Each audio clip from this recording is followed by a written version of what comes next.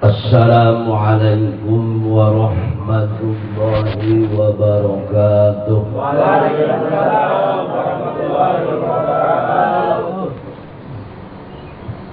Alhamdulillahilladzi ja'alal mauta istirahatan lil mu'minina min ta'abid dunya ba'dama kanu ya'buduna Allaha linailis sa'adatil 'ulya. Ashhadu an la ilaha illallah wahdahu la syarika lah syahadatan tunji qailaha minad dunya ila yaumil liqa.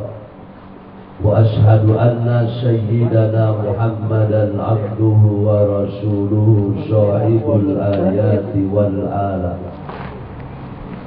Allahumma salli wa sallim wa barik ala sayyidina Muhammadin wa ala alihi wa sahbihi ahli sidqi wal wafa, amma ba'd. Subhanaka la ilma lana illa ma 'allamtana innaka antal alimul hakim. Beriring salam hormat saya kepada Sahibul Bait, seluruh jamaah yang insya Allah kita semua sama-sama dimuliakan Allah Subhanahu wa Ta'ala.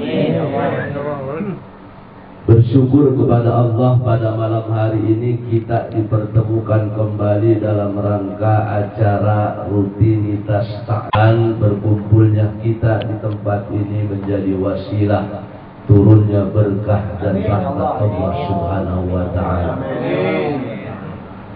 Salawat beriring salam semoga tercurah dan terlimpah kepada baginda Rasulullah Nabi besar Muhammad sallallahu alaihi wasallam beserta segenap keluarga dan juga para sahabat-sahabatnya. Seperti biasa, sebelum kita masuk pada materi taklim, mari kita awali dengan pembacaan Ummul Quran atau suratul Fatihah. Mudah-mudahan dengan karomah Fatihah ini Allah anugerahkan kita ilmu yang bermanfaat. Allah anugerahkan kita kesehatan lahir dan batin. Allah anugerahkan kita rezeki yang berkah dan berlimpah serta keturunan yang salih dan salihah. Semua urusan dunia dan akhirat kita diberikan mudah oleh Allah Subhanahu wa Ta'ala. Lingkungan kita mudah-mudahan dijaga oleh Allah dari berbagai musibah dan juga wabah. Puncaknya kita mohon kepada Allah, mudah-mudahan kelak kita diwafatkan dalam keadaan husnul khatimah. Ala hadhihi niyyah wa ala kulli niyatin salihah. Al-Fatihah. A'udzu billahi minasy syaithanir rajim. Bismillahirrahmanirrahim. Alhamdulillahi rabbil alamin arrahmanir rahim maliki yaumiddin iyyaka na'budu wa iyyaka nasta'in ihdinas siratal mustaqim siratal ladzina an'amta 'alaihim ghairil maghdubi 'alaihim waladdallin.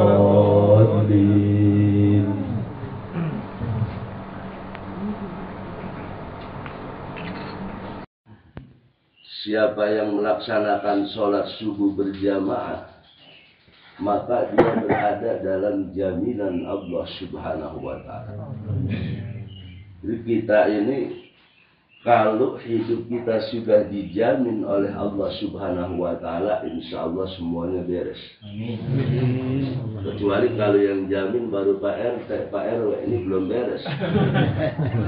Tapi ini kita yang dijamin adalah Allah Subhanahu wa Ta'ala dengan melaksanakan sholat subuh berjamaah. Ditambah lagi kita lanjutkan dengan thalabul ilmi. Ada lagi hadis Rasulullah bersabda, siapa yang sholat subuh berjamaah lalu dia diam di tempat duduknya, di mana dia berzikir, termasuk di dalamnya adalah thalabul ilmi, sampai waktu syuruk, waktu Isra, maka kata Rasulullah SAW, pahala kita yang kita dapatkan ke dalam kegiatan ini sama dengan pahala ibadah haji dan umroh. Ini bukan kata saya, Rasulullah. Bahkan Rasulullah meyakinkan dengan 3 kali tamat, sempurna. Maksudnya pahala yang kita dapatkan dalam rangka melaksanakan rangkaian kegiatan ini sempurna pahalanya seperti yang didapatkan orang yang melaksanakan ibadah haji dan umroh. Tamat, Masya Allah. Apalagi kita tutup nanti begitu masuk waktu syuruk isyraq, kita sholat sunnah isyraq 2 rakaat. Kita berdoa memohon kepada Allah Subhanahu wa Ta'ala. Masya Allah, kita akan mendapatkan pahala ibadah haji dan umroh secara utuh dan sempurna sebagaimana yang ditegaskan oleh Rasulullah Shallallahu Alaihi Wasallam. Nah, hadirin jamaah yang dirahmati oleh Allah Subhanahu wa Ta'ala, sekaligus dalam pertemuan ini kita juga sama-sama untuk melakukan satu evaluasi dan introspeksi diri kita masing-masing. Karena memang setiap orang beriman ini diperintahkan oleh Allah Subhanahu wa Ta'ala untuk selalu melakukan evaluasi, introspeksi diri kita. Seperti firman Allah di dalam Al-Quran surat Al-Hasyr ayat 18.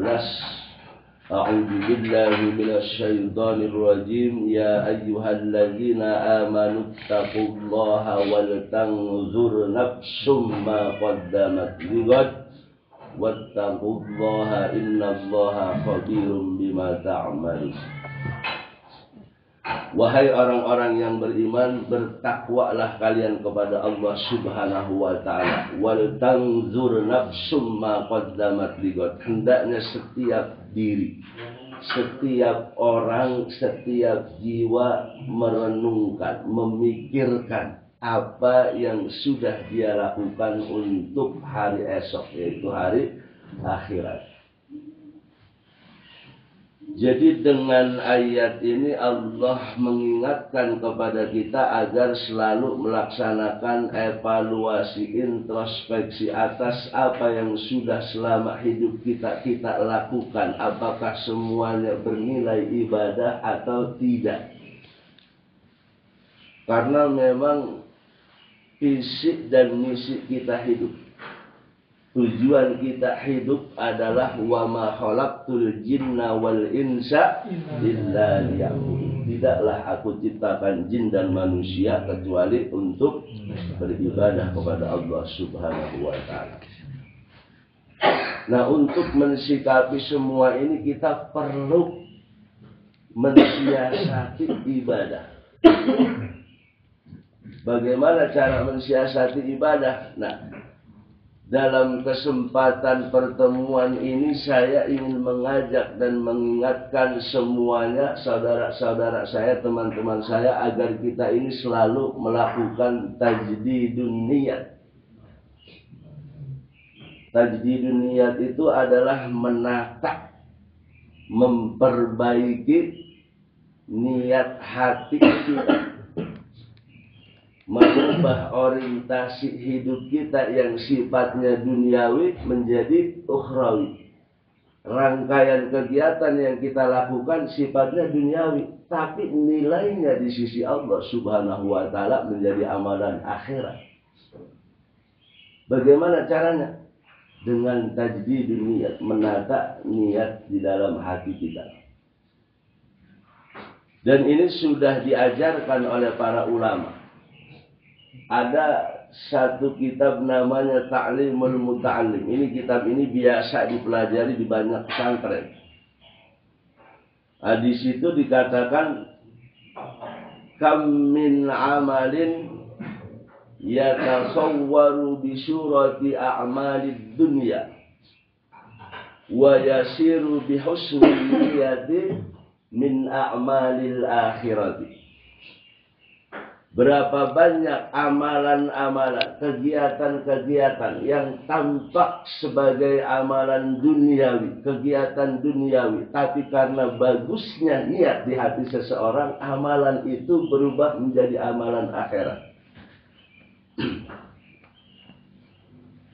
Wa kam min amalin yatasawwaru bi a'mali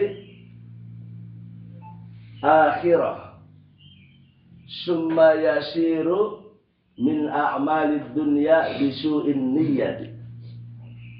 Dan berapa banyak amalan yang tampak kelihatan sebagai amalan akhirat, tapi karena buruknya niat yang ada di hati kita, akhirnya amalan itu berubah menjadi amalan duniawi belaka. Jadi ternyata Pak, banyak sekali amalan-amalan yang kita lakukan yang sifatnya duniawi menjadi amalan akhirat. Karena apa? Bagusnya niat kita. Kita makan, minum, kumpul di sini bareng-bareng. Meskipun kita bercengkrama, ngobrol satu sama lain, kita niatkan untuk ibadah. Pertama silaturahmi, kita niatkan karena Allah Subhanahu wa Ta'ala. Ini jadi amalan akhirat. Kenapa? Bagusnya niat yang ada di hati kita. Dan sebaliknya banyak amalan-amalan yang tampak sebagai amalan akhirat, tapi karena kita salah memulai menata niat di hati kita, akhirnya amalan ini berubah menjadi amalan duniawi belaka. Kita sholat, puasa, zakat, atau memberikan infak kepada masjid dan pesantren, memberikan santunan kepada anak yatim, fakir miskin. Ini kan amalan-amalan akhirat. Tapi ini bisa berubah menjadi amalan duniawi belaka gara-gara kita salah menata niat di hati kita. Kenapa? Kita mungkin melakukan itu atas orientasi dunia, biar dianggap dermawan, biar dipuji, dihormati, disegani orang. Nah ini, kita sering salah menata niat dalam amalan yang kita lakukan. Makanya penting untuk memperbaharui niat yang ada di dalam hati kita. Itulah kenapa Rasulullah bersabda dalam hadis yang diriwayatkan oleh Imam Bukhari juga Imam Muslim dari sahabat Umar bin Khattab radhiyallahu anhu. Yang hadis ini selalu menjadi pembuka kitab-kitab hadis yang ada. Di mana Nabi bersabda begini, innamal a'malu binniyat wa innamal likulli imri'in ma nawa. Setiap amal itu tergantung kepada niatnya, dan setiap orang akan mendapatkan balasan berdasarkan niat yang ada di dalam hatinya.